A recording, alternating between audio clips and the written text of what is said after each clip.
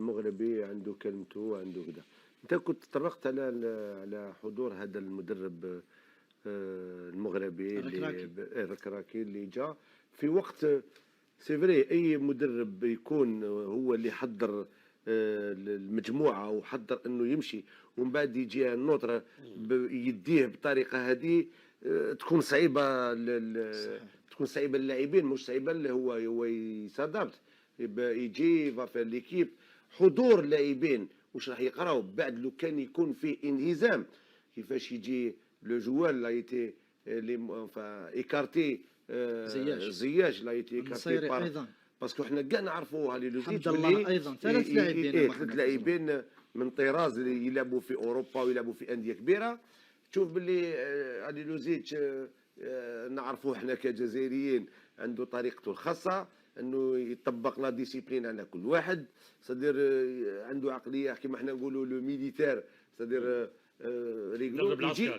يجي ان اوتر انترينور بوتيت لي كومينيكاتيف، راح يكون فيه لو ميم ماج مع بعض اللاعبين، راح يكون فيه تغيير. انا نقول انا نحكي لك كي كان مع لوزيتش المنتخب المغربي كان ينجم يروح للدور الثاني. اليوم مع المدرب هذا ما عنديش نظره كبيره على هذا المنتخب. ما عرفتش كيفاش التسيير تاع الناخب الوطني المغربي كيف راح يتكلم معهم، كيف راح يوصل معهم. اسكو عنده طريقه كيما لانه ما عندوش خبره اللي عنده علي لوزيتش. انا تكلمت على المنتخب المغربي اللي تخصني انا من ناحيه علي لوزيتش كيفاش راح يكون في المونديال. ما كانش عنده فرصه، هذا تخصه هو ويخص الجامعه المغربيه، ولكن يبقى المنتخب المغربي فريق عربي نصروه وان شاء الله يجوز للدور الثاني ان شاء الله. مصطفى مزا، هل ترشح المنتخب المغربي للذهاب بعيدا في هذا المونديال؟ بغض النظر عن المنتخبات الاخرى، لانه لو نعود الى القاره بحد ذاتها نقول لك انه نشوفوا المنتخب السنغالي الاقوى منتخب في افريقيا حامل اللقب وين وجد صعوبات. حتى المجموعه اللي موجود فيها المنتخب هذا مجموعه صعبه، فيه كرواتيا، فيه بلجيكا، منتخبات اللي صعب انك تفوز عليهم. لكن كرة القدم هي هكذا، دائما تعطينا بعض الأحيان مفاجآت. لكن لو نعود من حيث القوى، أعتقد أن المهمة المنتخب هذا راح تكون جد صعبة للتأهل إلى الدور الثاني.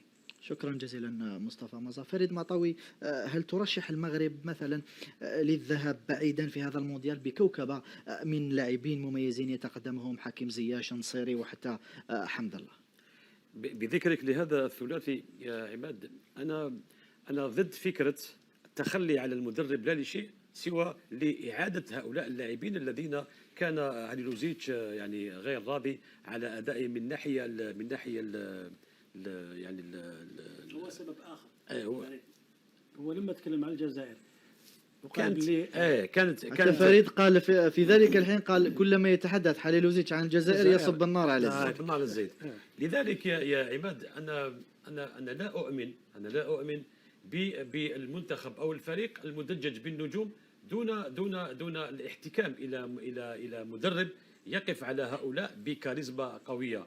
لذلك أنا قلت لك في السابق بأن المغرب هي ربما نقطة استفهام كبيرة. سوف ننتظر ما سوف يقدمه أشبال الركراكي ضد كرواتيا لنقف على مدى جاهزية هذا المنتخب وما يقال عنه، لأنه يقال عنه كلام كثير لا لشيء سوى لامتلاك العديد من النجوم لا يستطيعون صنع منتخب قوي ما لم يكن على رأس هؤلاء ناخب قوي. لذلك أنا أقول يا عماد بأن المنتخب المغربي أي نعم مقارنة بالمنتخبات العربية هو الأحسن دون منازع، هذا لا يختلف عليه يعني أي متابع لكرة القدم.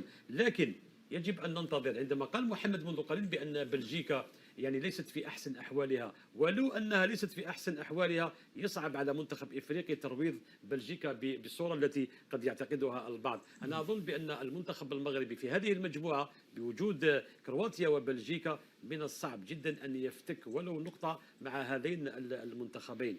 لذلك أنا يعني ربما لا أقول لست يعني متفائل، لكنني ربما أيضا لا يعني متشائم نوعا ما لتأهل المغرب إلى الدور الثاني، ولو أنني أتمنى يعني مدام منتخب عربي وجار أتمنى يعني أن يتأهل سواء المغرب أو تونس إلى الدور الثاني، لكن في الميدان حقيقة أخرى.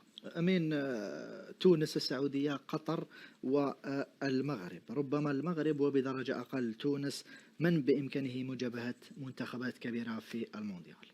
نعم زميلي، كما قلت في السابق أظن أن المنتخب الجزائري إن شاء الله المنتخب 2026 إن شاء الله أظن المنتخب المغربي هو الأقرب لمجابهة يعني بعض المنتخبات القوية في مونديال قطر.